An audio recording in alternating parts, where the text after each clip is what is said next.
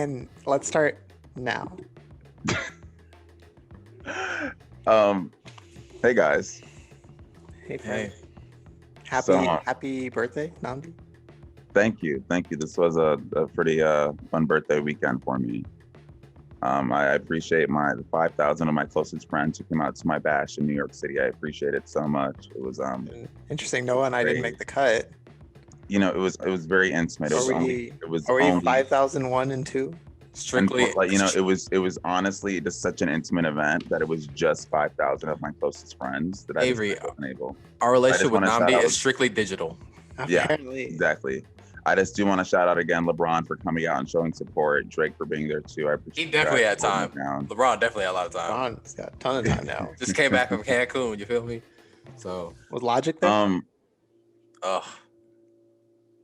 Wait, who'd you just say? Logic. Logic there? We're not doing this. I'm not doing this again. I was like, dang, bro, what's not up, again. man? I thought we was cool. You liked my album. Yeah, so me and Noah actually got into another argument last week. I don't remember if it was in person or I think it was a text argument that turned into a FaceTime argument. With one simple question. Should posthumous albums be a thing? It was inspired by the news that Pop Smoke's going to be coming out with another posthumous album. It will be his second. It's coming out July 16th, which is roughly, I think, a year and a half from when he passed.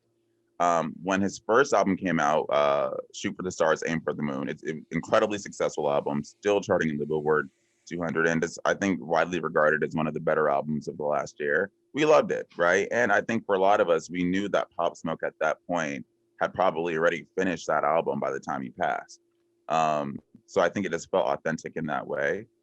But now he's doing it again, and I think He's not doing it. Oh, you're right. He's not doing it, but I guess you can assume his team or maybe a label or whatever have you probably had a collection of songs or unfinished, verses or unfinished tracks, and they decided to push it out. And I remember even with the last one, I remember 50 Cent stepping in and saying, we're going to get this album finished. I know that required a lift. So it's like with this, we saw a tweet that just asked, like, stop. I was going to pull it. It just said simply, stop doing posthumous albums. Like the artist isn't there. You're no longer respecting their creative legacy. Like, leave it alone once they pass. And I think I kind of agree. And Noah disagreed with me, and it turned into an entire debate. It turned into an entire debate. We came to an understanding, but my point was, and all the points Nnamdi made about how, I'll say my side. My argument was that posthumous albums, they've been a thing throughout music history, for sure, and I think. Well, I understand Nnamdi's points, like, the artist isn't creatively involved. They're not doing anything. It's you say your points and I'll say mine. Okay. And my point was that, that sometimes releasing music is the argument was, does this, help their legacy? Let them have their legacy. But I was like, doesn't this help their legacy? Their music is what they did. Still releasing their music gives them a chance to live on probably further than they would have anyway. And I'm saying I don't have a problem with that 100, totally. You know what I'm saying? I don't have a problem with that. I think that's okay because, I could selfishly think as a fan if one of my favorite artists, unfortunately passed away. I'd respect it if they were like, we want to leave his legacy as it is. We don't release music. But I'd be excited if music came out and I enjoy it. And I can understand a family or somebody saying, well, we really start, still want to release music, and I don't find a problem with that. Because to me, that's them, allowing their legacy to move on farther than it normally would. So that was my point. And then I think for me, I was kind of on the opposite end of that. I just think I respect music as an art. I always say that. I know that may sound corny, but I really do mean it. I think it takes a lot of effort and time to produce a body of work. And I think artists put a lot of time, musicians spend a lot of time crafting that sound, no matter how bad of an album you may think they have. I think for an artist, you spend time doing it. I think once an artist passes away and it's no longer their voice, their creative idea, you know, them really being the one to mold this body of work, you're really not respecting their legacy. You're not giving the fans what they would have produced. You're not giving the fans what they intended to be out. Like, you're just taking together a mismatch, or, you know, a patchwork of unfinished, you know, verses, unfinished tracks. You're going to load it up with features, and then you're going to put it out. And it's a money grab for the estate and a label, and not actually doing anything for this artist. Like, Tupac has, like, I think 5 posthumous albums, and no one can name like 3 of them. Like, it clearly was just this like push by an estate or by someone to just make money, and you're not really honoring the artist at that point. I think if anything, to me, it kind of waters down their legacy. I think it hurts when an artist is gone, and the beautiful thing about music is you have what they released to sort of keep you going. I know with Pop Smoke it was different because he only had 1 album, but for me it's like, unfortunately, I think when an artist passes on, we have to respect that they've passed on and appreciate the music they've given us, but just trying to keep on capitalizing on their name and their image and their likeness when they're no longer here to say, I like this and I don't, it just feels icky to me. And that's why I think I kind of agree with this tweet that started this all, like, stop giving posthumous albums. The artist has passed. Like, the artist has passed. Honor their craftsmanship, you know? I think there's a point where, like, it's getting too much. So, like, if next year they're like, we're going to do another one, and then the year after that, in 2 years, we're going to do another one, I think there is a point where it's like, okay, it's getting ridiculous. Yeah. I do think that. It's too broad to just like make a blanket statement about whether it's right or wrong. Like, it depends on the individual themselves and whether they actually intended to release more music. That's the thing too. Yeah. That's the thing too. So you Whatever. can't, like, you know, maybe Mac he Miller, had a 5-year plan for all we know. yeah, like Mac Yeah. Miller had intended to put out that last album Exactly. as a companion True, album true. to Swimming, right? Well, to go to Nnamdi's point, he was kind of saying he doesn't have a problem if, like, there was an album being worked on and then people Yeah. worked close with them finish. He's saying, like, after they're dead, like, it's been a long time and they haven't, like, didn't creatively, like, hey, I want this album to be done. Right. You know? Because I'm happy you said Mac Miller, because when we were talking, that was like literally one of the examples. I said, okay, I'm fine with this, because we knew Mac Miller had a plan for, like, Yeah. those 2 projects to sort of be sister projects and come out, you know. But I just think when it's situations, you see it a lot in rap too, where they just I think, keep yeah, on in trying to some push out cases the it albums. is. In other cases, I think of like books, right? Like who the person who wrote To Kill a Mockingbird never intended for the second book to come out, and they did release it at HarperCollins, and it like really tainted the legacy of a lot of those characters because it portrayed them in a light that you like never would have wanted to see, like Atticus Finch in, right? So really, yeah. Are we getting academic No, over I here? like that though. I really kind of like that turn we just did, because Good point, that's a very good example. and like it was wrong.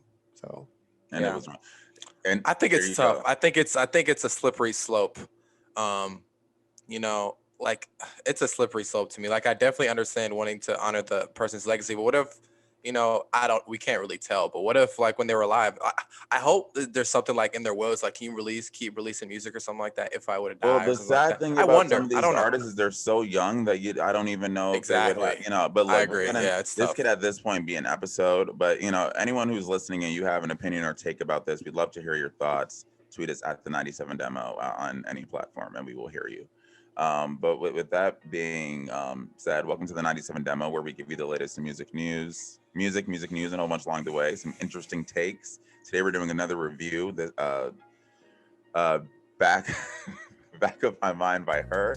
Beautiful R&B collection of songs we'll get to in a moment. But Why are you laughing? Because I almost forgot the name, so I was remembering it live, okay. and sorry. So I'm Nnamdi. I'm Noah. Avery. I feel like our thing now is you have to do that, and I'm Avery. Like, we kind of have to keep that I don't alive. like to be put into a box, Nnamdi. That actually, so our intro was long, but it actually wasn't any of our headlines. Maybe we can get to those now. But this is another thing that was a talker. The T-Pain interview heard around the globe, where he basically said that Usher came up to him and said, "You kind of killed music with autotune." A lot of people bash T-Pain for how often he used autotune. And I think it's just so insane because of how much autotune has sort of impacted music since. But I guess one of the people that did it that, you know, that kind of hurt a little bit, stung a little bit, was Usher. And T-Pain says they were on a trip together. They said they were on like a plane. Yeah, right. Yeah. And he literally just said, "I want to tell you something," and he was like, "You messed up music." This Point feels like blank. hypocritical because Usher's definitely used autotune before as well. I mean, like every artist does, but like, Yeah. it's just very like Usher's very clearly used autotune in like some of his most famous songs. So like, You know what's so interesting about this? Hearing T-Pain sing without autotune, he's really a good singer. great. He's a really good singer. That's the interesting part about this. I think it's unfair to just say he effed up I music. know. I think it's He really didn't. wong. He didn't. He And innovated so rude. and the headlines are, Usher's comments, it made him get into a 4-year depression. I think it came out that it's not literally, it wasn't just that, it was like a slew of other things in his life also. You know what I'm saying? But it wasn't just Usher that was like, oh, Usher. Yeah, because I think many people who have dealt with that will tell you it's rarely a single thing that pushes you over. I Exactly. think he just said this was like one of many, like he said it here. It was a drop in the ocean of stuff I was already going through. Exactly. But it's just, to me, it's just I hope we start giving T-Pain more of his flowers now, and I feel like our generation sort of been doing that because we can look and see the line from T-Pain's use of autotune to everyone else who did it afterwards, whether that's like Kanye or Kanye did a whole album. or any Migos, any of the rappers who autotune J. really Cole. opened up the lane of who could be a musician. Because before, even if you were a rapper, you had to be able to hold some kind of a tune. With Yeah, autotune, it opened up an entire lane for so many new artists, and I think that's why people get mad at T-Pain, because I think to an extent he made it easier for people. He put down a barrier. He took down a barrier to making music, which was you have to have great vocals, and you don't, because with autotune, like, Can I hide it? you can hide it. Mhm. And I don't think he should be blamed for that. I think he just innovated, and Yeah. some people And- like Usher who were doing it in the 90s, they may be mad. Yeah, exactly. Oh, you may be like, oh, That wasn't a dish because he was No, really no. but No, I feel. No, for sure. Also, if you have autotune, you still have to have some kind of talent for making music. Like, you can't just use autotune. Made famous by the Boondocks episode, we tried to use autotune and it was trash still. So, you still need some kind of talent to make autotune. Like, T-Pain still has ear for good music and good, good production and having some rhythm. In And his T-Pain music. he never relied on autotune. It was like another tool in his tool belt that he used I totally agree. to sound good. Well, Because he didn't need it. Because he didn't need it. He did. So- He didn't. Well, no. Right. Yeah, okay. Well, He no. didn't It was need it. He it was didn't need it. definitely his signature. Yeah, absolutely. But it wasn't. I don't know. It never felt like something that he did to like make it sound as good as it could. Like it was just like another tool, and it was like his sound. It was his style. Yeah. I feel like for a while he became synonymous with it though. Like Oh, every sure. big Absolutely. T-Pain song I think I can think of, autotune definitely was. But I hate that Like- really it's just buy you a drink that's sitting in my brain and I can't think of the others. I know there was I'm others, thinking. not even- blame it on the. Oh, Literally, okay, that's what I'm exactly. Yes, thinking. there we go. Yeah. Oh, that also was. That was autotune. Usher, right? Either way, we're giving Was that our flowers. Usher? to That was T-Pain. Usher, right? That is Usher. You see. Mm. Which and that's literally what I was thinking when I was like, he's very clearly used autotune before, but whatever. Speaking of people who have impacted the music industry, and I guess we'll come to see if it's for better or worse. That was good, wasn't it? See that connection? That was good. Scooter Braun speaks. I like that. Who wrote that? Scooter Braun. Oh, it's the name of it. I was like, that's such a good preview. Scooter Braun speaks. He did an interview with Variety. They profiled him, and he talks about a lot, including his I think $1 billion merger with H.E.R. I think that's how it's pronounced. They're the group in South Korea that manages BTS, which is cool. But I guess what everyone cares about is the Taylor Swift part of this. He finally spoke on that whole deal, and basically he summed it up as what I think we already know, which is like, I feel like I was mischaracterized with that. Like, I'm not this evil dude. It was just like, it was a business deal. I attempted to talk to her and sell her stuff, and she, Taylor Swift, I remember part of the reason people were so upset for us because she was like, they didn't even give me an opportunity to release my music. Like, they just did it behind me. And he was like, we tried to give it to her, I'm sure maybe she didn't like their terms. But basically I found that to be interesting. The entire profile kind of paints the picture of Scooter Braun as this super this dude who's just hardworking and he's like a hustler. And yeah, he may have been like, he may have had some mistakes in the past, but ultimately like everyone who works with him loves him, and he's just like great, and he's. I didn't know he worked with Coach K of QC Quality Control. I didn't know that was a thing, but after reading this, there was apparently a connection from when Scooter Braun was in Atlanta, and yeah, this is interesting. From this, I just got like Scooter Braun is just a businessman, bro. Like, yeah, he's just like he just goes about the doing business. Nothing personal, just business for him. That's what I got across this. I don't think he, from what he feels like, I don't think he feels like he's like dealt with artists in bad faith or anything like that. Yeah.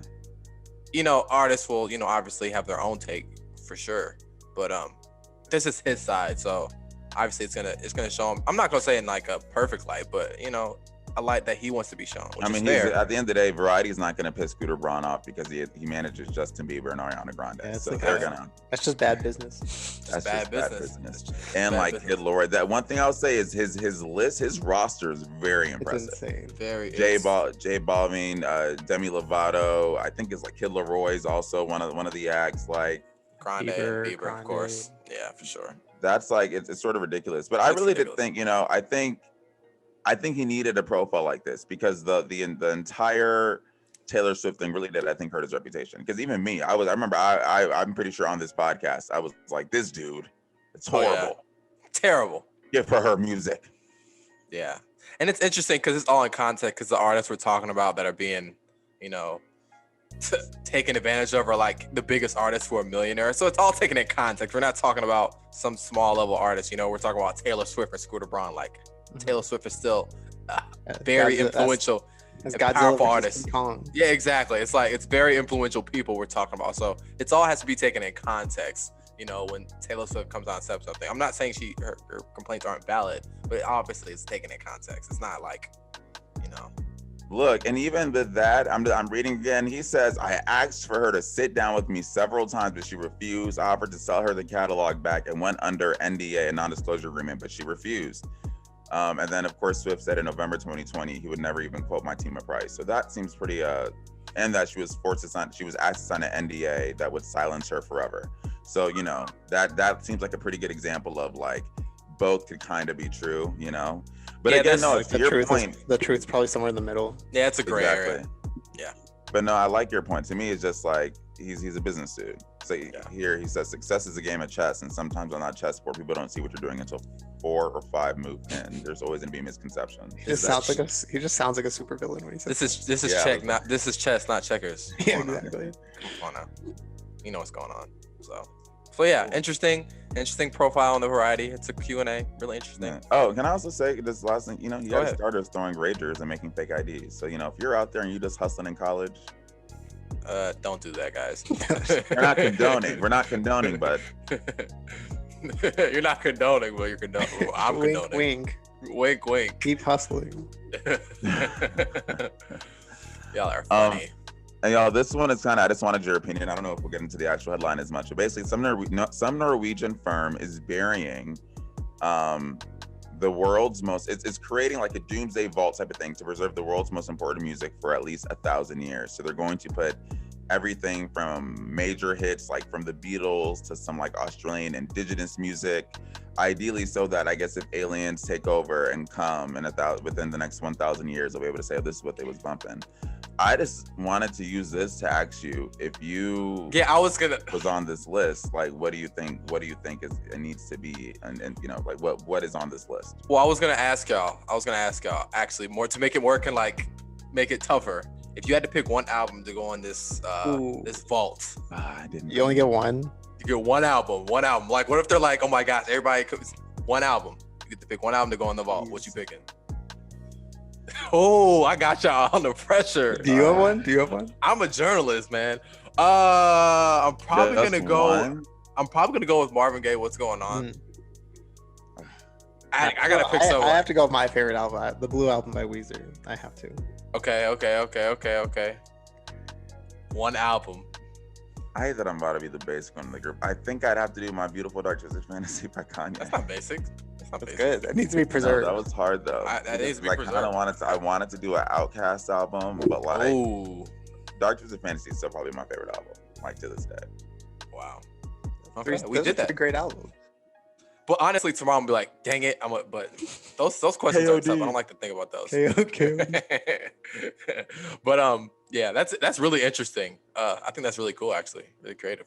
Yeah, So, I think it's cool too. Yeah, I think it's cool. So we have a lot of new release. This was a great week for music. Let me just say that. Yeah, it was a good got a lot of release. stuff. Yeah, we got a Tyler album, Call Me If You Get Lost, which I think we all cannot wait for next week to review it.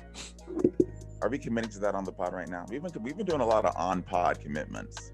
That's how we got We ourselves. have to. I really badly want to. This. I mean, okay, we're gonna review it. He's just talking. Nnamdi just talking. We're gonna do it. We're gonna do it. And then Doja Cat hit us with Planet Her. We almost reviewed that, but we're not. But then Tyler announced his album.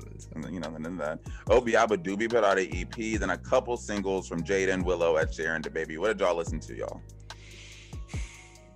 I guess we shouldn't go too deep into the Tyler album right now.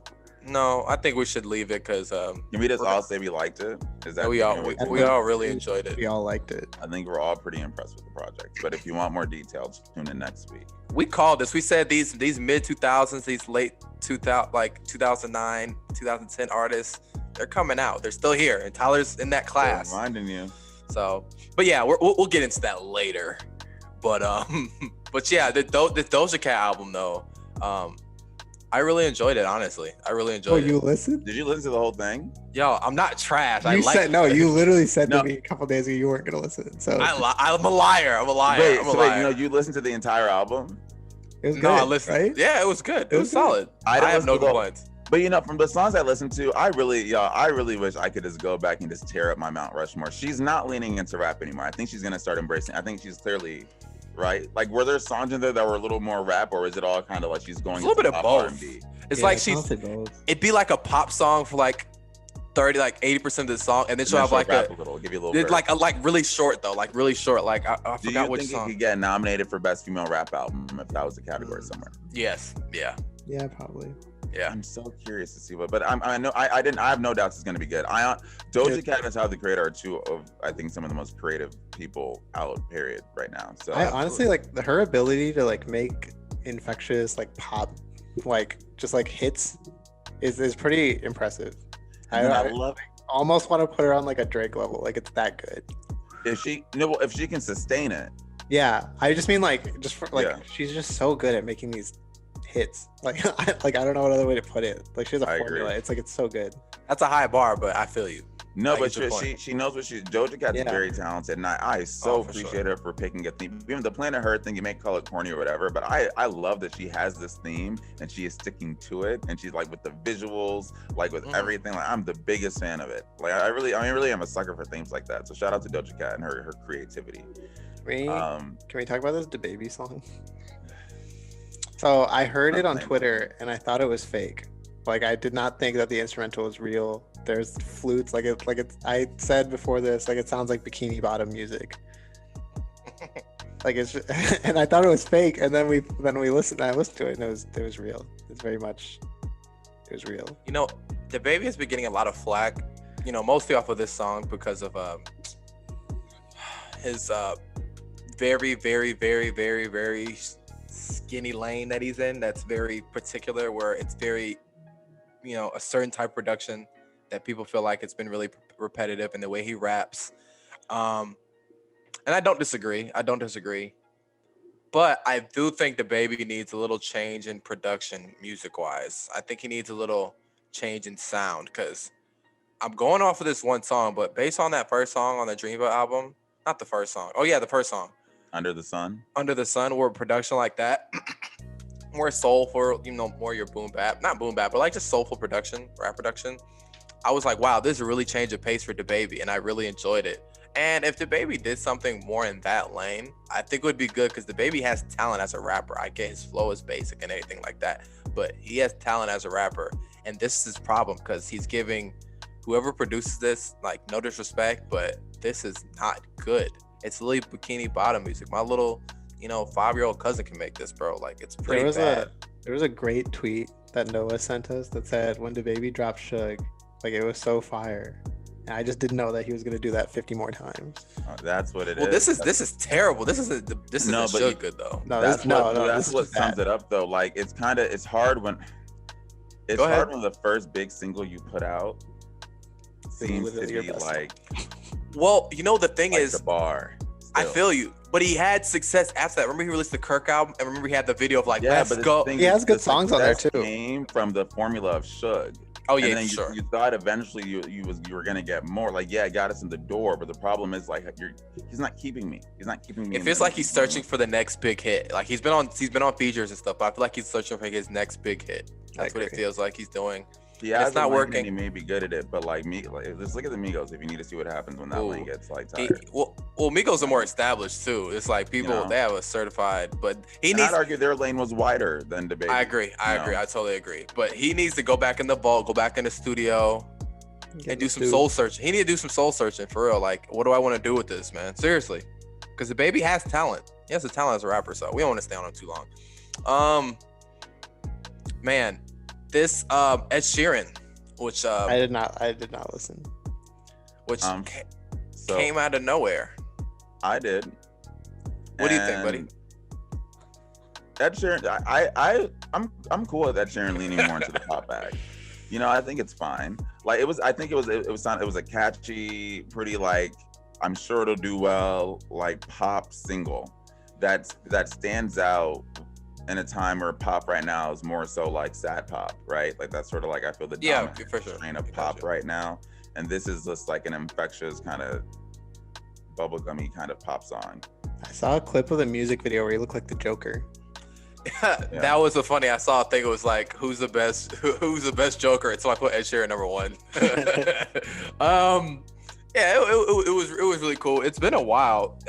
I'm looking at his albums right now. He released that collab album where it was like was pop, not good. which That- was I'm that not- isn't great. Yeah. But his last album, I like Divide. I did like that album. Divide, Like, yeah, you know, exactly. a couple of years 2017. back. So it's been a while. I think his fans are really fiending for his music, and I'm glad I'm he's sure out. Ed Sheeran like is gonna. I'm sure the song will do well. Like he's in. Yeah. I'm sure he'll do well too. Can I just say I appreciate Willow going into? I think Willow's gonna be so good at this rock thing. Like I like she's all the songs. very Like good at this it. song, Lipstick, I really enjoyed it. It's interesting because Jaden, her brother, and Willow are kind of, to listen to the songs, they're different. They don't sound the same sonically, but they're both going into the alternative Bad. way. Yeah. They're really Willow's going leading to this pop punk thing, which is sick. Like, Well, yeah, and you know, Jaden's kind of going like in the more like somber alternative. Yeah. It doesn't even feel like he's rapping on this song No, he's particularly. just like he's become more of like a pop artist recently. But he's For doing sure, the sad yeah. pop thing. Exactly. So it's interesting. Both of these Also, they artists, both dropped the Smith last name, and they're I see. I get it. I think that's smart. I think that's smart. yeah, it's interesting. I like it. Just They have them Jaden, like just right next Willow. to each other here. I think Like, it's dope though. if you know type of stuff. You know. I agree. Anything else, y'all? You know, Logic put out the YS collection. I'm assuming it's Young the Sinatra. collection. Yep. And package. you know, Logic, you know, shout out to you. You know, word on the street is people think I came too hard at you last week. And at the end of the day, look, Logic, you are more than welcome to come back, okay? And we'll appreciate the new music you give us. I still maintain my point that maybe we should just not do the whole retirement thing anymore if we're gonna walk it back. Would you? Okay, would it have been better if he said like a little break? Like I literally, just like, don't. hey, Yeah, I'm just take a little break. You know, just go. I'm gonna take a little break. You know, chill. Like, But it's not. It's no. not up to me to gatekeep how Logic decides to say that. I would just say, for me, I'm gonna Just call a light it out. commitment. Just be Come like, back. take- you I'm break taking a that break. commitment in less than a year. I'm gonna say something. I feel you. That's- Yeah, this little project is basically like care packages, like songs that have already been out and people downloaded illegally, which I definitely did. A lot of these Logic songs. This is when I was like, Wow. well, Well, well, that was nice in demo. Wait, Wait, stop it. I'm sorry. Did he just admit to legally downloading music? I think so. This same man who used to judge us for streaming. Interesting. Y'all, I was broke. There was we're not gonna get into this, but basically, this was when I was getting into my like, oh my gosh, what's this underground, not mainstream thing? And I remember I was listening to Logic a while, and I remember he was on the BT cypher, and people at my school was like, yo, who's that Logic? I was like, man, y'all don't even know, man. Oh, sleeping on him. Well, seriously, but then you know he kind of, and I get people like to make fun of Logic now, but those first 3 mixtapes and his first album, I was a huge fan of, and I still really enjoy a lot. And he's gone down since then in terms of his content. He's still a really talented rapper. I don't care what anybody says, but you know, it's kind of like the J. Cole thing. Remember J. Cole was pop popping, and he's like, oh, and now it's funny to make fun of him. I feel like Logic's kind of in that lane. I think J. Cole. Oh, is it more definitely got successful. cool to People make take fun of more Logic at some point. Yeah, exactly. But it's funny to make fun of J. Cole. I was like, yo, J. Cole's still dope. Like, yeah.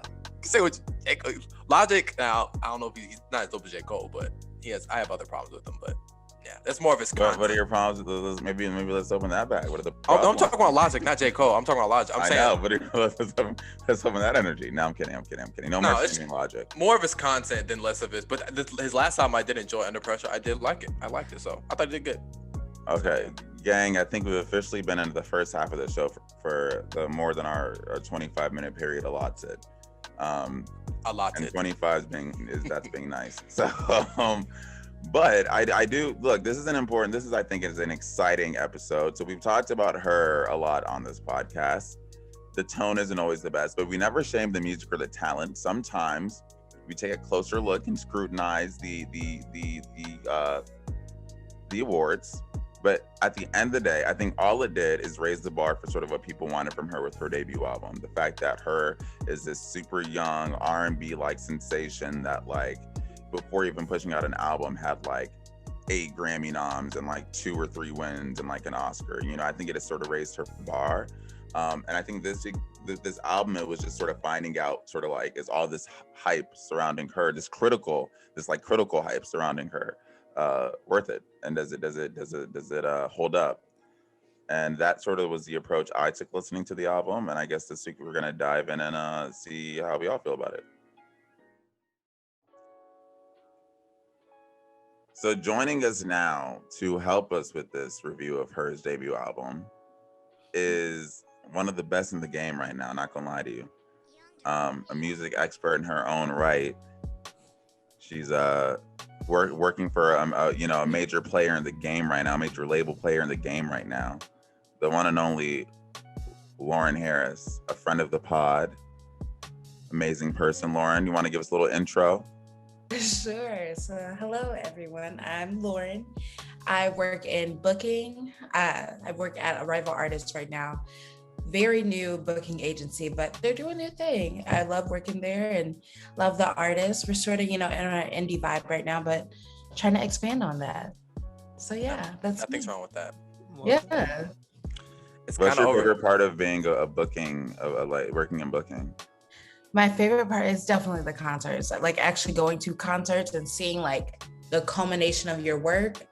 Yeah. It's stressful, the process, sitting at my desk all day, doing contracts, all that stuff. But when you actually get to the show and you see like, hey, like I played a part in this, that's really cool. Yeah. So Lauren does this because back in college, Lauren is responsible for having some very, very prominent artists come to Mizzou. So we had Smino. Smino was definitely my favorite. Smino. We had Jadena, which was that was a good one. Oh, God, Jess McCartney, not a favorite, but great turnout. So yeah. Lauren does this. She's been on this grind for a minute. Yeah. So yeah, and it's kind of overdue that we're having her on. Yeah, it is overdue. It's overdue. But this is a good episode for it because I feel like your voice will be very helpful for this H.E.R review. You'll provide an amazing perspective. Let's do it. And I say we just get right into it. So like I sort of preface where my head was at the start of this album. Like I sort of like H.E.R's had a whole bunch of momentum. So we've kind of been waiting for her debut album to come. And Jay-Z has the expression, right? You spend your whole life, making your debut album. And based on the fact that this is a 21 hour and 19 minutes project, I think H.E.R kind of took that whole you spent your whole life seriously, and she said, I'm gonna put these songs on here. I'm gonna put them all on. I'm not cutting any out. And she did. And she didn't. So let's all start. What were your initial impressions? Like, no, go ahead. No. Okay. Well, I initially have to say that I first became familiar with her with those EPs she released like in 2016, 2017. I feel like that's when people started like hopping on her, and I really enjoyed her music. She has an amazing voice. But my first impressions on this album, which I think will be repeated multiple times, is wow, 21 tracks. Oh wow, hour and 19 minutes. It's a long album. So that was my first impression when I clicked on the track list and clicked play. I was like, this is gonna be a lot to work with. It's gonna be a task to listen to this album multiple times because it is a very, very, very long album. Like the songs are like 4 or 5 minutes, all of them. So that was my first impression in terms of the music. I know it's really basic, but that was literally my first impression. I was like, wow, this is a very, very long album, and it's going to be a very tough listen, whether the music's good or not, to get through because it's a lot of music. So that was my initial. That's pretty much where I was at too. Like, it's just, I was really excited because, you know, like we mentioned, she had a lot of momentum going into this with the Grammys that she's been like accruing over a couple of years, and now the Oscar win. It's just like she's had a lot of success really Judas and the Black Messiah soundtrack. Yes, without even releasing an album. And so when it was announced that she was releasing an album, I think we were all pretty excited. And then I saw the track list. I was like, okay, like it's still possible. Like she can do this. Like it's funny that Nnamdi said she spent her whole life. Like she literally took that very seriously. But yeah, just long, very long. And that is an opinion that stuck throughout every time I listened to it. Totally agree. Nnamdi, what about you? I think, you know, I will say that to her point, her previous releases that got her the album album of the year nominations were like pretty much almost as long. Like I think they both had 19 tracks. One was literally an hour and 19 minutes. So her has done this and like been successful in the past with it. And I like the album cover. I'll say, because I remembered on the other ones it was like just the silhouette, and this one was kind of the first one where her face, you're seeing like the, you know, it's like, oh, now we know her, you know, sort of thing. So I like that, but it was just too damn long. And it is hard to keep someone interested over the course of 21 tracks, especially when you do R&B, you know? And I think that the result is you get a lot of filler. You get a lot of songs that probably aren't necessary. There were some features that probably didn't need to be on here. And, you know, just like what I say about Drake all the time, I could make a fantastic 12-song album out of this like 21 track album that we have. You know, because if you just cut a few, it changes the whole thing. So, you know, the length was definitely a bit discouraging, but it did have high points. It just, there was also like filler, you know? Totally agree. Lauren, what about you? And of course, I think the same. I wouldn't mind a long album if there was variety within the album. Because I feel like that's how a lot of albums back in the day, you would get like 30 tracks and you'd be cool with it because everything's different. With this, a lot of the songs just ran together for me. Like there wasn't that variety that I was looking for. But again, there were some high points, but I don't want to say I was disappointed, but I was expecting more. I actually really agree with that because like yeah, I listened to this album 3 or 4 times all the way through, and I can look at like this middle part of the album here and I can't exactly pick out some of them. Like, what did that one sound like again? I don't know if that's everyone else's experience. I totally agree with that. I think that's when you get into muddy waters when like you know songs are kind of blending together and it's like, wow, I can't remember this song because it sounded like this song and it sounds like this song. You know, I think that's a issue. You know what I feel like? I feel like when H.E.R was recording this album, and you know, it's just my opinion, when she was recording it, she was like, wow, we got a lot of tracks, man. You know, we got a lot of good tracks. And, you know, a lot of the songs sounded like, but I like all of them. I like all of them, guys. And he was like, well, just put the whole thing out. Just put all of them on there. No one said yeah. No one said, you know what? I feel like somebody was like, oh, maybe we should cut these two. They're fine. They're not bad, but I feel like we should cut them just to, you know, to keep it, you know, keep some variety or something different, you know, so people aren't getting confused or they remember which songs to go back to. Because I think that's a part of a listening experiences too. Songs that you want to go back to and you remember like, wow, I like this part of the album or these 3 tracks in a row. Yeah, that's something that really made it difficult to listen to. Well, can I say to that point, you know, and I know we have our opinions about which half is the better one. When I first started listening, when I opened the album, I enjoyed it because I really enjoyed We Made It. I liked the production on that song. And like that for me was like I heard that and I was like, oh, well, this is going to be good because I love how We Made It comes in. I love how it sounds. I love how she sounds on it. Back of my mind, it was cool. Like, you know, a nice R&B track, Ty Dolla $ign on it. That helped. But I enjoyed it. Even Trauma, that song is stuck in my head. That song is like, I'm not gonna lie to you. And then I like Corday's verse on it. I understand that maybe whatever, but like, I'm gonna drama, I just think it sounds good, right? So I was enjoying the album. The first song I listened to that kind of really like, wait, what are we doing? Was Find a Way, the Lil Baby song. Because for me, I don't like H.E.R the rapper.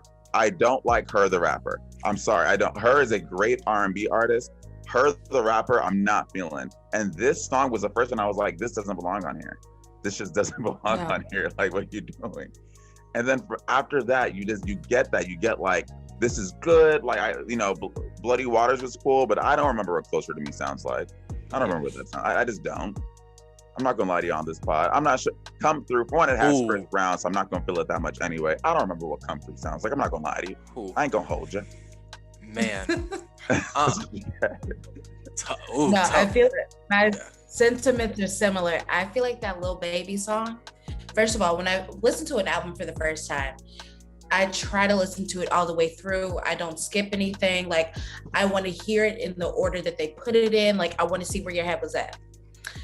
When I heard that Lil Baby song, it took everything in me to not skip it. Like, I was like, this is terrible. Like, it sounds like her label was like, we need a rapper on this. Like, who's hot right now? And they were like, Lil Baby, let's put him on. Don't ever do that again. I don't ever want to hear it in my life. But go ahead, I don't know what it is. But just seeing Chris Brown on the track list, I'm like, are we still doing this? Like, why are we still doing that? This was a single too, right? I think this was a single. It came out a while ago. But the fact that like the news that just like came out. Yeah. It's so embarrassing. It's on this Lil Baby song, I thought like the instrumental is like exactly what's wrong with it, because it's like she's a good guitar player and she can play guitar. Exactly. But then they like put these 808s on it. And it sounds so bizarre when like it just comes in and like it's a guitar riff with like boom bap sounds on it. It's the weirdest thing. Now, you know who she sounded like when she did the rapping thing? Now you guys tell me if I'm wrong. She sounded a little like Dej Loaf. Oh my gosh. Yes. She sounded like Dej Loaf. That's exactly who I said. And I was like, she was like, that's exactly what I said. I was like, That's oh good. my god. And no disrespect to Dej Loaf. She's a talented artist and everything like that. She's talented. She's fine. No disrespect, but from her, I was just expecting a little more. And this felt like this Lil Baby song. This actually felt like a Lil Baby track. It was like, yo, you got a track for us I can hop on? And Lil Baby was like, you can add that. That's what it felt. It felt like a stock Lil Baby song that was in his computer that H.E.R hopped on, which I feel like wasn't needed, honestly. And I know we hate Chris Brown. I know he's tried. But that song to me felt like the one that should have been like the hit, if there were to be a hit. Well, I mean, she released it, so she agreed. Yeah. I agree. I think that's one of the higher points on the album for me. I really enjoy Come Through. I enjoy it. I think it's a good track. Oh, good. It didn't even need Chris Brown to be good.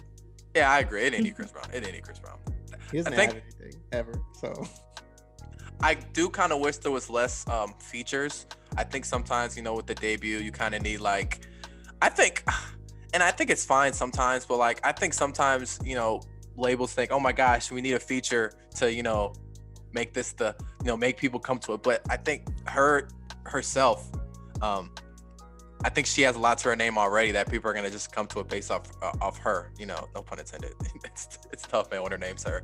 But I think people are gonna gravitate to it because of who she is and the music she makes. So I think a lot of the features were kind of just like unnecessary. Like even the Corday feature, I thought it was very unnecessary. It was very underwhelming for me personally. The Corday feature.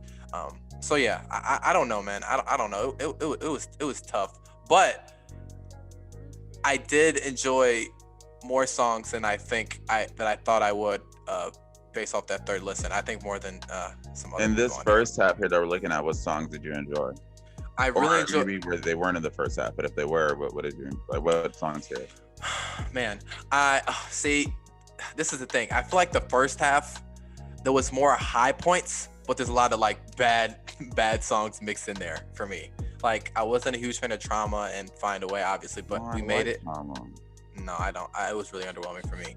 We made it. I enjoy. I like Damage. I really like Bloody Waters. I'm a big fan of Thundercat because I liked his album from last year. And Come Through, I really liked it. All the way down to like Cheat Code. To me, I feel like that was a really good stretch. I like Lucky and Cheat Code a lot. Because Cheat Code, that's when the pace started changing. She was a little more upbeat with it, and the production was different. Lucky is pretty great, I thought. Lucky's one of the high points for me too. Yeah. Yeah. Lauren, what were you saying? I'm sorry. I have Cheat Code and Bloody Waters. That's my favorite from the album, like, period. Yeah. Bloody Waters, like, that's what I want to hear from her. I love just, I don't know, it's sort of bordered on like sort of jazzy to me, but I love like her tone and delivery is perfect for that. And like she killed that song. Loved it. You know what's interesting with her? It's so crazy because she plays the guitar, right? She plays the guitar. Yeah. I don't know if she plays the piano, but it's interesting because the fact that she plays the guitar, there's so many like 808s and like beats. I feel like we should have more instrumentation on here, like more live instrumentation on here, because that's when she's like exactly at her best. Right? I wish you leaned more into that. Yeah, I agree. That's what I was expecting when you heard We Made It. The live instrumentation on that was crazy. Like that was good. So that's what I thought. You know, opening the album, that's what I thought we were gonna get into. But there wasn't too much of that, and I was sort of disappointed. I was like, I love hearing, you know, all the instruments and just, I don't know, it hits different. I mean, you know, like good 808 too, but it hits different when that instrumentation is alive. I agree. I totally agree. And I feel like Cheat Code was like the turning point of the album when like it started to get a little more muddled and like everything started like to, you know, kind of just come together. Exactly for me. Like okay, I'm sorry. Does everybody have to have like the Paradise song? Does everybody have to have one of those artists on their like albums? Like, is it just requirement? Okay, but like I like Paradise. No, I didn't. I didn't. I like Paradise. You know, I don't think it was necessary, but Avery, go back because actually this leads into a question I want to ask you all. Go if you can go like to the top half. We have in like the first half of the album roughly 1, 2, 3, 4, 5, like, and I'm gonna include Paradise, 6 features. We recognize through what we've said, she didn't need all 6 of these features. No. So which features would you have killed? Lil Baby. I'm killing Lil Baby and I'm killing Corday. Sorry. I'll take Chris Brown out too because I don't think that's Corday. You can take Chris Brown too. Brown too. I would say because I don't think Chris Brown needs to be on that song. But I really maybe I don't know why I really like Trauma. I don't know. But I will say Corday's part isn't what I like the melody of Trauma. I'm not sure Corday has much to do with why I like Trauma. And it was just like, let me get a rap feature in here just to have it. It was like he didn't really have like a whole verse. It was like kind of a half verse. So. But the reason I said that about Young Blues because I didn't like Paradise at first because I just didn't like how it sounded. But when I re-listened more, I realized out of the rap verses on here, I think it's probably the one I like. I didn't like Lil Baby. There's not that many options, but you know. Yeah. That surprised me. I'm not too familiar with Young Blue. I know that one song that Chloe Bailey covered, and that's about it. And to me, that's Chloe Bailey's song. But anyways, I was really surprised by that. Like, it was actually like, it was decent. Yeah. I have a genuine question here, and maybe Lauren, maybe you can answer this. Yeah. What is the point of a DJ Khaled feature on an album that Let me know. When I tell you, I was so irritated when I heard DJ Khaled's tag on that. I was like, what does he have to say? I don't want to hear it. Like, it was terrible. You know who DJ Khaled thinks he is? It's that. Who? DJ Khaled thinks he's DJ Drama. He thinks he's like doing the DJ Drama. Actually, like does stuff. Like, well, yeah, because he's like narrating a whole album. You know what I'm saying? DJ Khaled just says like, DJ Khaled. He's literally just well connected. I think that's just well connected. Well, you know what this struck me as, and it speaks to a point we said earlier. I would not be surprised to hear maybe this is a song DJ Khaled had coordinated for his own album and maybe it didn't make the cut. And she was like, well, can I put it on my album? That's the only explanation. Brings me to the larger point of I think her just didn't know how to like refine. She didn't know how to tell what songs are weaker. Because low-key, I know I don't want to jump to how this album comes to an end. But for me, it like splutters to an end. I'm like, what? The last song is a YG feature? Seriously, I was like, wait, is this a bonus? My theory on that. I think that song is on there Well, first of all, because it needed to be placed somewhere for Grammy consideration. I think that's totally for Grammy consideration. Really? That was like, here, it has the streams, it has its popularity. Throw it on there and call it album of the year, just because that song is on there. That's unfortunate. For me personally, creatively, how the album was going, I feel like Exhausted should have been the last track for me. I feel like I like that. I thought Exhausted was the perfect last song. Even though I can have it all. It did sound like Dave's Love. I like the beat more than Her on there. I like the beat. I do like the production on there. But I thought Exhausted was like the thematic ending. That was like, oh wow, if she just stopped it right here and then she did the deluxe of those other songs, I would have been more cool with that. I'm about to check now, Noah, to see if like that could have been the case. Because you know how on streaming you can't tell anymore when like the standard album ends and like the bonus tracks like I looked for it and all of them have 21 tracks. Well, really? for me it's 22 with like the little like behind the scenes thing. But what is she? I know I was like, I hope this is the deluxe, but this is the album. Yeah, no, this is the album. There's gonna be a deluxe too, isn't there? I hope there isn't a deluxe. This is 25 songs. This is it. I forgot about this. So Lauren, to your point, you're so right. Slide was released all the way back in September. Yep. So you're right. It really was probably like we just have to put the Grammy. Megan did the same thing though. Remember how Megan the last like 4 tracks were all songs that she had already released over the course of the. So it's it's all for the Grammys. That's what I see here. I feel you. Especially it being the last song, it was just sort of like here, damn, like. Yeah, it was just not really. It wasn't a solid ending. I agree. Yeah, like she should have just thrown that at the beginning and left this alone. Yeah, honestly, I would have been more satisfied. And that's the thing. That's this second half for me. It's so interesting because like the second half isn't as bad. Like it's more consistent in terms of like it being like fine. But it's just nothing like super stands out to me on this second half in terms of like, I would say like 12 to like 21. I really like Don't. I do like Don't a lot. I really do like that song a lot. And I like Exhausted. And then that's when I thought it should have ended. And then the other songs in front of it and behind it, like Process, Hold On, and Hard to Love for Anyone. Those songs are fine. They're not bad. Her sounds fine. Yeah. It's but just you may like, not remember them. You may not remember. And they're just kind of like the same type vibe and thing. And that's not, I don't know. It's like, it's not bad. It's not, those songs aren't bad. It's just super muddled. Like just muddled. Like on the top half, there's songs I don't like, but to me there's higher points like Cheat Code and the first track and stuff like that. And Come Through and Bloody Waters. Those are like more high points.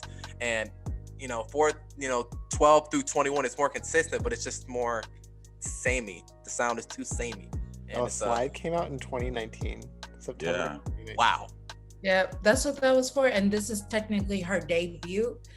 So if you say she has this, song that hit, I don't know what it hit on Billboard, but if you say, this was number 3 on Billboard, like this is a great album as far as stats go. That's a really good point because I forgot about that.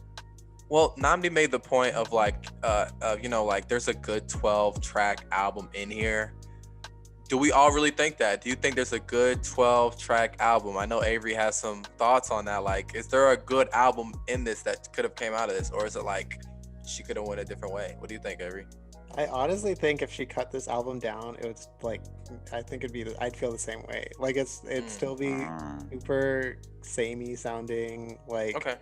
I don't think many of the songs would really stand out just like they do on this song. Like, I don't know how many songs we said stand out so far, like 3. Like, I don't know if they cut this down, like if 3 songs can't carry an album, as we know. So that's how I feel. It's definitely easier to process, you know what I'm saying? Oh, for sure. Yeah. It would have been easier to listen to also. And maybe it wouldn't have been as harsh, but it's just like there's so many songs that sound the same when it's a lot less of that. We can still be like, honestly, there's some samey sounding songs, but they're good, so I can enjoy it. And this is like, it's tough because there's so many of them. It's like, which one do I pick? And it's like, they're all the same. Right. It's just a matter of there's not enough on the album to justify the length, unfortunately. I agree. And her sounds good when she sings. Her is incredibly talented. That's not up for debate. I just think, and I say it, I said it like I said it. All the acclaim her was getting off her EPs just raised the bar super high for her debut album. And I think that's what, I feel like that plays a part in at least my review for me as well. It's like, Her is now like, 3-time Grammy winner, I think, Oscar winner. Like she is now the last person who I remember was that young breaking in Grammys was Alicia Keys, who I do see parallels from between these two. But Alicia Keys she did that on her album. She proved that for a minute, you know. Parallels in terms of like the success they're having. And the success of them, and it's the quality of the music. Like I remember I went through like an Alicia Keys phase last year, like last summer, where I just re-listened to her work, and like a lot of it's really like it holds up, you know. A lot of it's still good.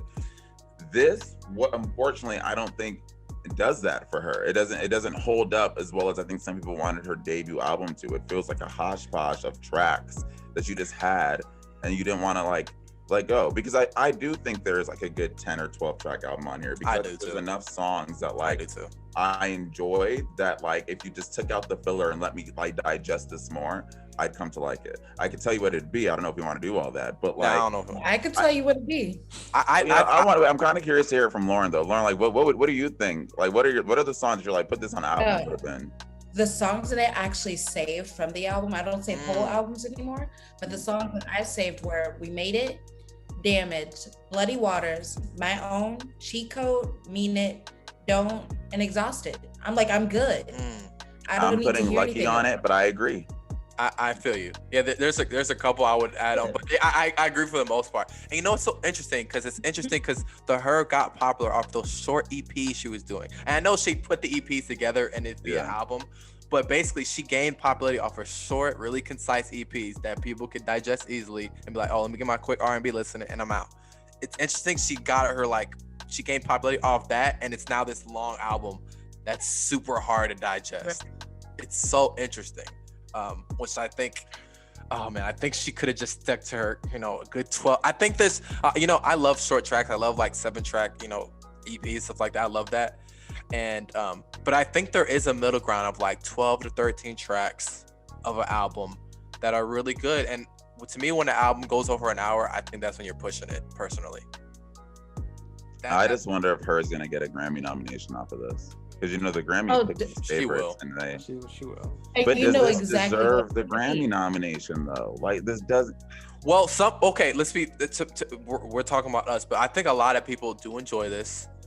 I think there's a lot of. I know we're very like being harsh in terms of like, it's a lot of samey stuff, but a lot of samey stuff, it's samey. It's quality. It's not the greatest, but it's quality, and I think enough people enjoy this can be like, yo, I think H.E.R killed it. I think people like the love to talk to an R&B fan who loves this album, because my thing is I don't even think I'm being mean. Like I genuinely don't think that I'm being. I think like I think just the actual album, like there have been other R&B albums that are better than this album. This is true. For sure. I think Jasmine Sullivan still has the bar for me right now. So like I think with that in mind, if this were to like get all that recognition, it makes you look at it again and say, okay, well, what's really going on here? Like, I'm not going to repeat what Lex Rex said, because I think it'll be different coming from me. But again, it makes you think like, okay, if she's getting all these awards on an album that we've acknowledged wasn't the best R&B album, like what's going on here? And I also wasn't H.E.R on like X Factor? Isn't how she got popular? Wasn't she like on X Factor or one of those singing shows? I think she was. I think so. Maybe she was. I'm not sure. I think she like performed on like Maury ones. I remember it seeing something like that. But like I think she just was well plugged in. Yeah. Like I remember reading that H.E.R used to perform for the Recording Academy when she was young, and like you're right. Has like those connections. Yeah, she's been singing for a long time. Apollo. Yeah. Yeah. And she did play on Maury. She's just one of those people they knew. Yeah, it was like one of those child prodigies. She had like a record contract really early. Yeah. Oh, yeah. She was on the Today Show and she covered Alicia Keys when she was a kid. Like, so she was kind of bred for this, and to a degree, like she was very much so raised in this industry to do this. For sure. And that's why she gets the industry plant title a lot. Right. She's been around it forever. And it was so genius how they came out with her. It's like, what's she look like? Who is she? Who's her? Who's her? Who is she? You could look. It was a quick Google search. You kind of figure out, but it was kind of interesting. You know what I'm saying? And I don't know, man. I think H.E.R needs to. I think it would have. I think she would have benefited from having some Terrace Martin or some live instrumentation on it. Oh, imagine that's the direction she needs to lean into. Some live instrumentation. You're so right. Some live instrumentation in the studio. It's like you guitar, where was it? And the fact that she had Thundercat on this album too is like, man, if you just spoke to him for a little bit about some Gotta live do more with representation. that. This More with album that. would be good for those, like, remember we were talking about mood EPs and like kind Yeah. of Oh my sectioning God. out an album? I agree. feel like this album would be pretty decent for that. Well, that's what she did, Yeah. and she kind of did that anyway. She used to do that anyway. She released EPs and then put them on the album. It's kind of the backwards way of doing it. You know what I'm saying? I would love it if her kind of like, I would love it if her for her next album sort of just sat down and just kind of thought of like a real sound she wanted to lean into, Yeah. Yeah. and lean into more the Thundercat, soulful, like instrumentation thing, because I think that's her bag. And her Yeah. skill set And lends itself to something super unique, like something we Yeah, don't you have know? right now, so. Like I think this was love, like trying to figure out what was right, and that's why we feel the way we do about it. No, Go ahead, I would Lauren. love to see her do like, remember the MTV Unplugged? Mm. Yeah. I would love to see her do something like that. Just like a whole album like that though, like Lauryn Hill did. Great. Yeah. Just all a live instrumentation, none of that little goofy 808s. stuff. Exactly, nothing goofy. Just sing. That's all we're And asking. And Nnamdi, the comparison to Alicia Keys are kind of warranted because like she's, Alicia Keys plays piano and can sing. She can play the guitar and sing well. Yeah. I don't think people understand how hard it is. It's already hard to learn how to play an instrument. I mean, Avery, you can But attest to my that, thing right? is like Alicia Keys leaned into the piano thing. Exactly. That was her brand. Her And needs that's to like- go.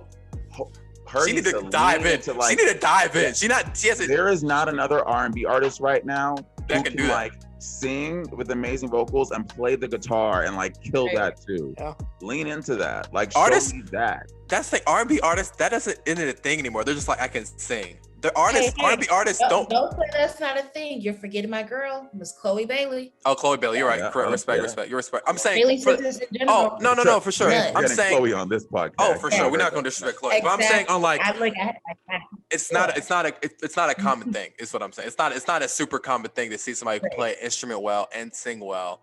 And her has that talent and she can lean more into that. She needs to dive all the way in. Which she was maybe I don't know, maybe she was like, I'm trying to do something different. I want to show I can do something else. But no, girl, dive into that. That's what we want. That's what we actually want. Man.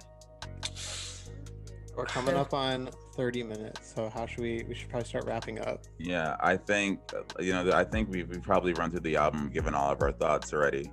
Avery, I'm just kind of curious. Can you scroll through this list? I want to see which song has the least views, just to see like what the For public. some reason, Cheat Code doesn't even have views on it. I know Process doesn't, so Process for anyone, and Cheat Code has nothing, which means. That's one of the best songs too. I don't know what that means. Well, I don't know what that means, but okay. I was don't know just what that curious. So Why do you why want don't we do that then? Why don't we all just say kind of our closing thoughts and give it a score, and then we will go from there. So I think. We got a 10, Lauren, so. So no, Okay. actually, let's go with you first, Noah. Cool. Yeah, man. Her. I was really excited about this album because her is a very talented singer and artist. But again, the length hurt it very much. So there's a lot of good songs here that I really enjoyed. There's a lot of high points. There's low points on here, but there's a lot of just gray area that is just very forgettable. I think it's the best word to say. So yeah. This is tough, man. This is tough because I feel like there's a good album in here. I'm feeling a strong 6. I'm feeling a 6. I'm not gonna say strong 6. I'm feeling a 6 because there's more good than bad. It's just some of the okay is just like very okay, and it's a lot of it. So I'm gonna give it a 6. Yeah. Avery. I'm like so mid on this album. I'm so like middle on this album. So I think the good and the bad is pretty equal. I'm not like I'm gonna save a few songs. It's obviously way too long. I'm like so middle that I just like I wanted to go at 6, but like as like indifferent as I feel about it, I have to put 5. Like it's just like so middle, 5 out of 10. That's perfect. Cause I feel like I'm right above you on that. I'm like, Yeah. I like it a little more than that, but I got you.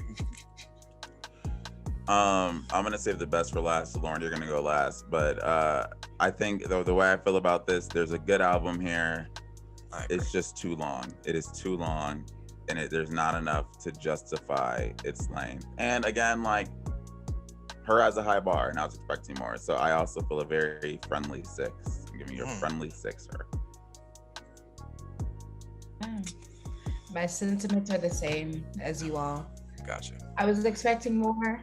The good points were good. The bad points were sort of very bad, but I want to be nice and give it a 6.5 because I see the potential here. I'm curious to see what the next single from this album is going to be. So maybe that'll sway me, but I'll go with the 6.5. Make it cheat code. Make it cheat code. We're at a 5.9 average. That's basically a 6. Lauren, what did you give? Did you give a 5 or a 6? 6.5. I gave it a 6.5. Yeah. Oh, 6.5. Okay. Yeah. Okay. Because I feel like the next single could sway me. So I feel you. So I like a 5.9. I like it. It's basically a 6, which I think we agreed. It's not just like hey, but it's a 5.9. Yeah, no, I feel you. I don't think we feel like it's just bad stacked on top of bad stacked on top. We just think it's a lot of like okay or really like really good, but okay. Exactly. Oh, you know, I always just for fun I Google like what other reviews are, and Pitchfork gave it a 68. So like that's not that far off from where we were. Yeah. I think a lot of people feel the same. It's just like there's some good tracks on here. It's just like she didn't lean into what she did best for most of the album. Yeah, she could have leaned in what she did best for most of the album. So yeah.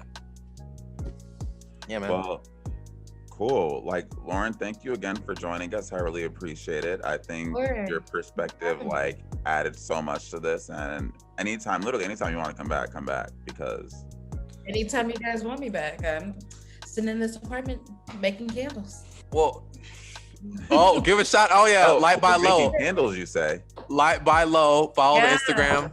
Oh my gosh, thank you, Avery. Light by Low. Follow the Instagram. Is there a Twitter? I don't think there's. You have Twitter? No Twitter. No Twitter. I'm not gonna lie to you. These are the best candles I've ever smelled. It's the best candles I've ever seen. I've ever smelled. The packaging, soft, neutral, but bold and elegant. All of this. Oh, you're stupid. I appreciate you guys. Nnamdi's a candle connoisseur. You know, someone has to. Like I'll be back in the factory soon. We're testing out new scent. We as in me. So Got you. You're my team. Exactly, my team. When I say my team, it's me. Lauren's an army of one. Yes. I love it. Well, Lauren, thank you again, and we'll be sure to have you on next time. Thank you again, Lauren, for joining us for that review. I kind of like everyone's takes there. I feel like we all seem you're all pretty measured in how we felt. We spoke honest truth. I mean, I think that's all we can do. We don't try to give people, what's the word?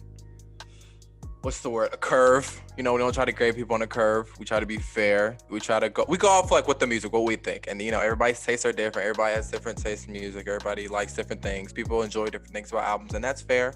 So, sometimes an album's just a little too long.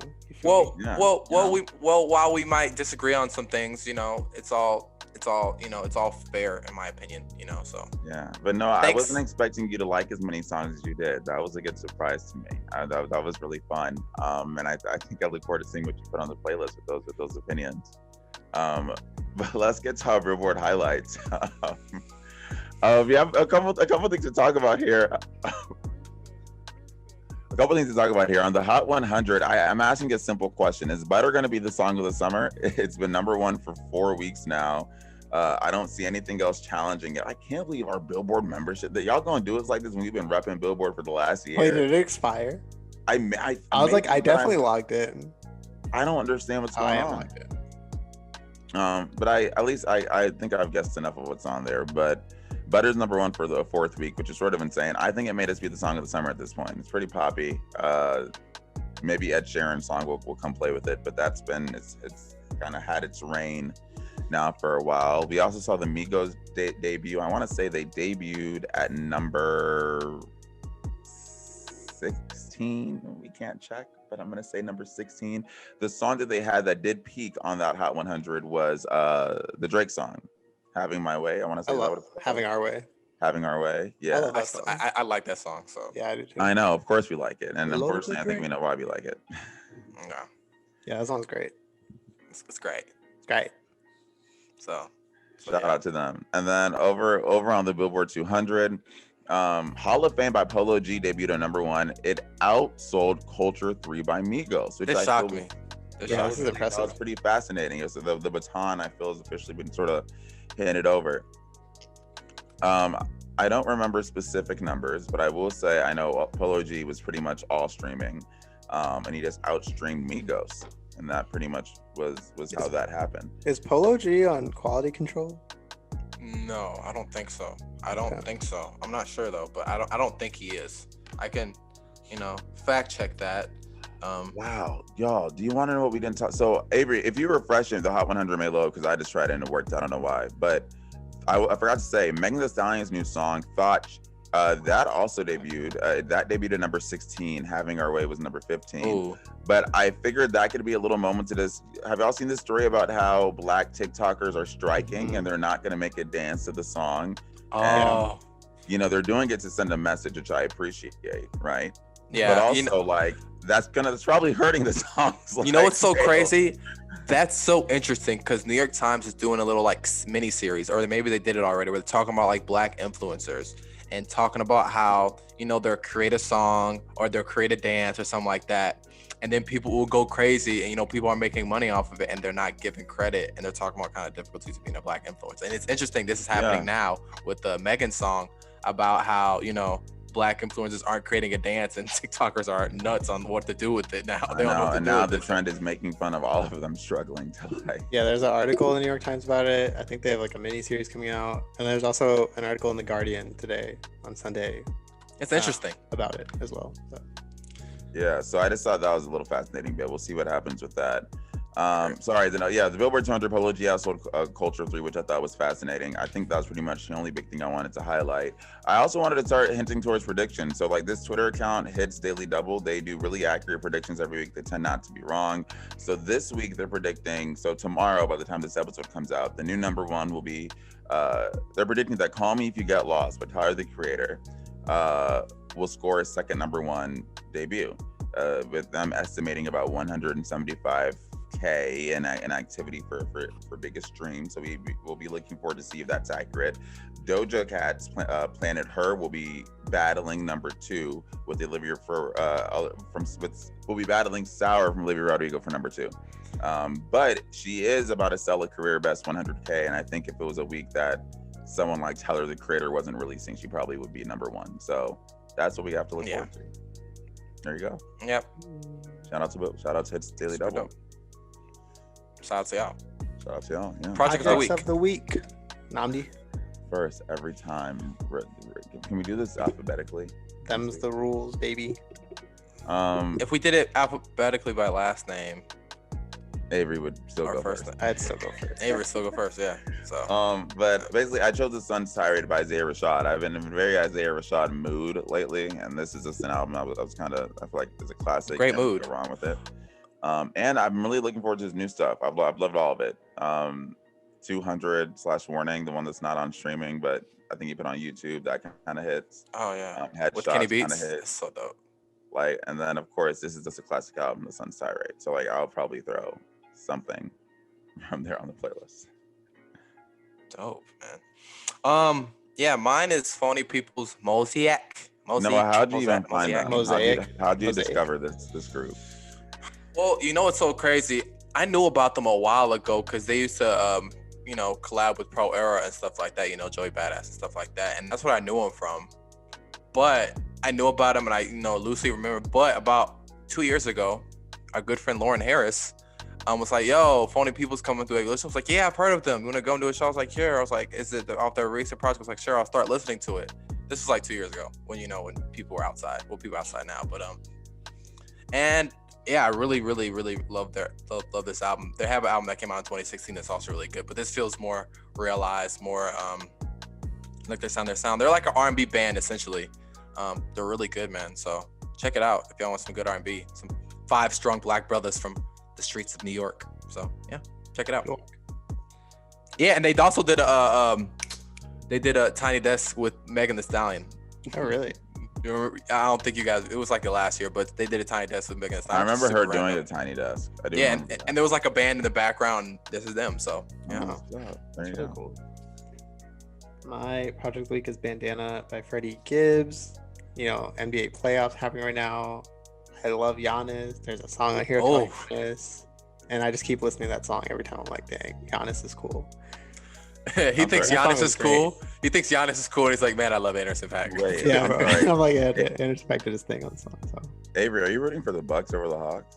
look, I like Giannis. Giannis is my favorite player in the playoffs. So I want my guy, my Nigerian king, to have success. No, don't bring. Just y'all. Y'all heard it here first. If we break up in the next 2 weeks, it was because of this. Hey, Giannis is a fire song. It's so good. And then after I listen to the song, I'm like, might as well just listen to the rest of the album. So It's a perfect song. Dang near perfect album too. It really Great album. So it really So is. that's good. So I mean, the way this is looking, the 97 demo playlist is gonna have some bangers this week. So make sure y'all check that out when it comes out on. I'm not gonna be the rap people, okay? It's not gonna be me this time.